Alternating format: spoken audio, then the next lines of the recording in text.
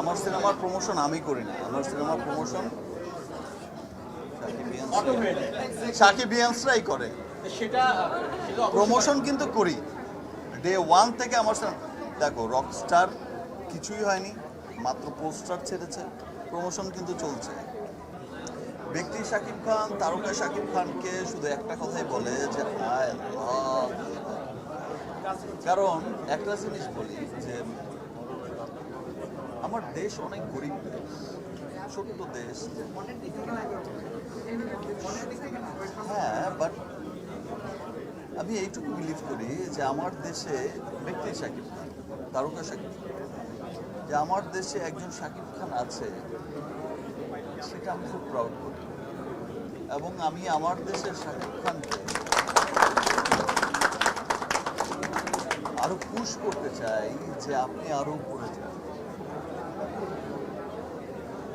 এখন নতুন গভর্নমেন্ট এসেছে, আমি তাদের কাছেও বলতে চাই যে প্লিজ বিগত গভর্নমেন্টের কথা ভুলে যান। আপনাদের কাছে তো প্রত্যাশা অনেক, মানুষের আশা অনেক। সিনেমা নিয়ে আপনারাও কাজ করেন। আপনারা শুধু সিনেমা ইন্ডাস্ট্রিকে ভাববেন না যে নাচে গানে ভরপুর একটা বিনোদনের জায়গা।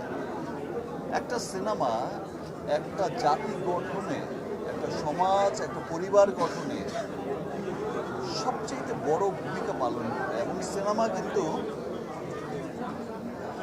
আপনার কৃষ্টি কালচারকে পুরো বিশ্বে পৌঁছে দেওয়ার সবচেয়ে বড় মাধ্যমই হচ্ছে সিনেমা।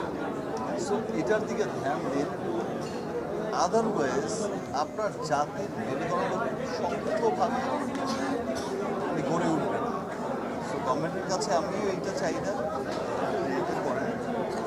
আর আমি তো আর ব্যক্তি শাকিব খান আর বললেন যে তারকা শাকিব খান, ব্যক্তি শাকিব খান তো ভালোবাসি। যে রাত 12টা বাজে, সবাই দাঁড়িয়ে আছে। সাকিব ভাই একটু জানতে চাবো, দীর্ঘদিন ধরে ইন্ডাস্ট্রিতে কাজ করছেন, একটা সমস্যা আমরা প্রায় লক্ষ্য করি যে ঈদের আগে সেন্সর বোর্ডের জন্য আমাদের অপেক্ষা করতে হয়। কিছু একটা জিনিস তো এই ম্যাডামকে বলো আর এই ম্যাডামকে বলো, আমি কি বলবো, এই ম্যাডামকে বলো, স্যারকে বলো। সাকিব খান হিসাবে এই বিষয়টা কিভাবে দেখেন যে আমরা ঈদের ঠিক আগ মুহূর্তে বলতে সেন্সর বোর্ডে পারমিশনের জন্য অপেক্ষা করি? না, ঈদের আগের দিন পর্যন্ত শুটিংই করতে হয়েছে, চেষ্টা ছিল সবাই। তারপরে এত খারাপ হয়েছে এটা বলতে পারবো না। ইনফ্যাক্ট এমন তো ব্যাপারটা ছিল কি আছে, দেখো আমার কাছে এমন ব্যাপার ছিল, আমি শুনতে পাচ্ছিলাম যে ভাই ঠিক আছে আমি নয় 5 দিন ঢুকতে পারলাম না, ম্যাডাম নয় বা হায়াত নয় 5 দিন মাল্টিপ্লেক্সে ঢুকতে পারলাম না, 5 দিনের সবচেয়ে ভালো কে ছিল, ভাই কোনোটাই ছিল না। আমার সিনেমার প্রমোশন আমি করি না, আমার সিনেমার প্রমোশন সাকিব ইয়ান্সরাই করে। সেটা প্রমোশন কিন্তু করি ডে ওয়ান থেকে। আমার দেখো রকস্টার কিছুই হয়নি, মাত্র পোস্টার ছেড়েছে, প্রমোশন কিন্তু চলছে। এটা বলতে পারবে না যে প্রমোশন হয় না, প্রমোশন হচ্ছে। আমরা শুনেছিলাম সাকিব ভাইকে বলেছিলেন ভাইয়া আমি আপনার সিনেমায় আসলে কবে কাজ করতে পারবো, সেটাও আমরা প্রেস মাধ্যমে দেখলাম আসলে। ফার্স্ট এক্সপিরিয়েন্সটা জানতে চাইবো, আমরাও পর্দাতেও আপনাকে দুর্দান্তভাবে দেখলাম আসলে। সাকিব ভাইয়ের সাথে প্রথম কাজ, তো সেই বিষয়টা যদি একটু জানতে চাই।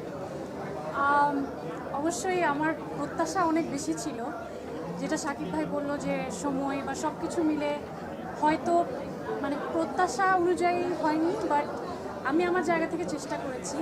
আশা করছি ভবিষ্যতে যখন আরো ভালো অপরচুনিটি পাবো, আরো ভালোভাবে জ্বালা ধরিয়ে দিয়েছো, আরো ভালোভাবে কাজ করার চেষ্টা করব। দুই নায়িকার কাছে জিজ্ঞেস করতে চাই, দুই নায়িকার সাথে আমরা রসায়ন দেখলাম আসলে পর্দায়, মাঝখানে সাকিব খান এখনো দাঁড়িয়ে আছে, কেমন লাগলো আসলে আপনার কাছে দিয়ে যদি জানতে চাই প্রথমে? খুব ভালো লেগেছে, ভীষণ ভালো লেগেছে। আমরা আমাদের 100% চেষ্টা করেছি ভালো করার ছবিটা। পরি হয়ে গেছো। এখন দুই নায়িকা নিয়ে একসাথে সামনে আসলো, সেটা একটু বলো। একসাথে দুই নায়িকা, দুই পাশে পরি আর পাশে জ্বালা, আসলে আপনি কি ফিল করছেন? এখানে অনেকেই থাকতে চান, পরির জ্বালাই ফিল করছি। লাস্ট প্রশ্ন করি, দাঁড়াও। 3 মাসের জন্য আপনি এসেছিলেন, বলছি অনেক আগে হয়ে গেছে 25 বছর, বেশ অনেকবার শাকিব খান শেষ শেষ কিন্তু শাকিব খান আর শেষ হবে এর সিক্রেট কি? একটা সিনেমার নাম বলো যে সিনেমাটা প্রিন্সকে উতরে গেছে। একটা সিনেমার নাম বলো যে সিনেমাটা প্রিন্স এত ত্রুটির পরেও প্রিন্সকে উতরে গেছে, বলো। তাহলে আজকে থেকে অফ। এটা মানুষের ভালোবাসে, মানুষ ভালোবাসে। আর আমিও শাকিব খানকে প্রচণ্ড ভালোবাসি, পাগলের মতো ভালোবাসি। এবং আমি সর্বসময় ট্রাই করি যে আর কি হবে, আর কেমন হবে।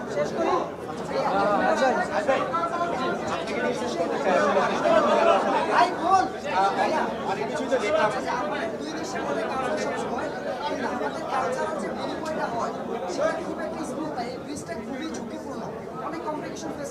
আমরাই জয় করছি, তুমি হয়তো জেনে থাকবে দুবাইয়ের গোল্ডেন ভিসা যে আমি পেয়েছি, আমি কিন্তু বাংলাদেশের হিসেবে পাইনি, আমি হচ্ছে বাংলার সবচেয়ে বড় স্টার হিসেবে পেয়েছি। ফাইন, বাংলাকে আই থিঙ্ক লিড করে হচ্ছে পুরো পৃথিবীতে বাংলাদেশ, বাংলা ভাষাভাষীকে। সো দেখো আমরা এগিয়ে যাচ্ছি, আমাদের ছবি ইন্টারন্যাশনাল রিলিজ হয়, ইন্টারন্যাশনালি মানুষ দেখে, আমরা এগিয়ে যাব। আর এই ছোটোখাটো ভুল থেকে তোমরা দেখো সবাই একটু একটু ধাক্কা থেকে এত কেন ডিজাস্টার হয়ে যাও বা এত কেন নিরাশ হয়ে যাও, আমি বুঝি না।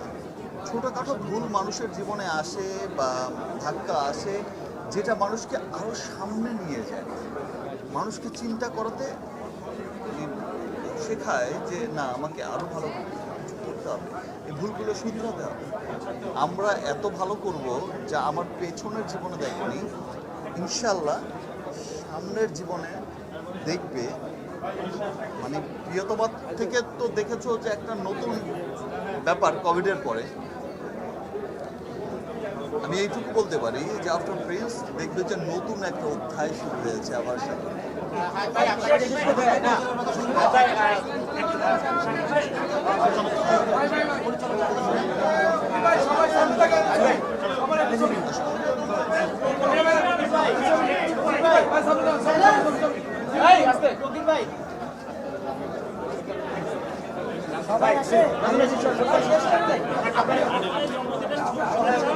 আর সেই সাথে বলতে চাই যে একটা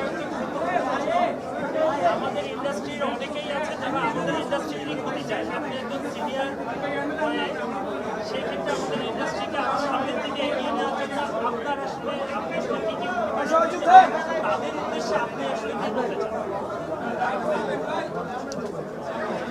দেখেন, আমি সবসময় চেষ্টা করি যে আমি আমার জায়গা থেকে যে আমার ইন্ডাস্ট্রিকে আমি এমন একটা জায়গায় ক্রিয়েট করতে চাই যে যেদিন আমি পৃথিবীতে থাকবো না যেন বলে যায় যে করে গেছে।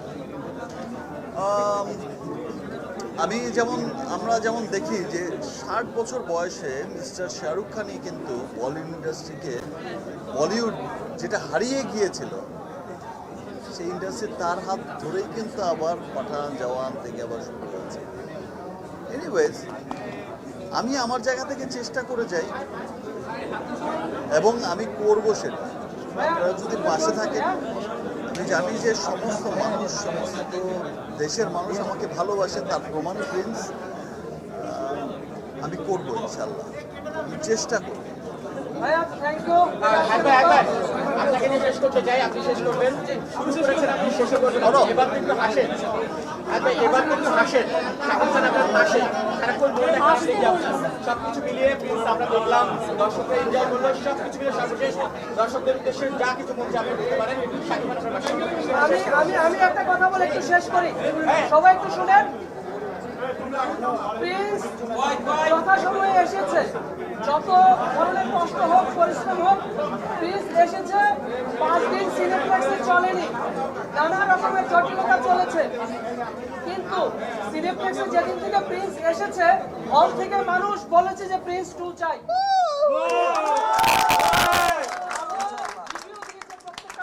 প্রত্যেকটা মানুষ ভালো রিভিউ দিয়েছে এবং এই রিভিউ দেখে আবার মানুষ হলে গিয়েছে, এখনো হলে যাচ্ছে এবং সর্বোচ্চ শো নিয়েই প্রিন্স আছে। তো আপনারা পাশে থাকবেন, এটুকুই বলবো। প্লিজ আপনারা পাশে থাকবেন এবং দর্শকরা হলে আসবেন। ধন্যবাদ সবাই।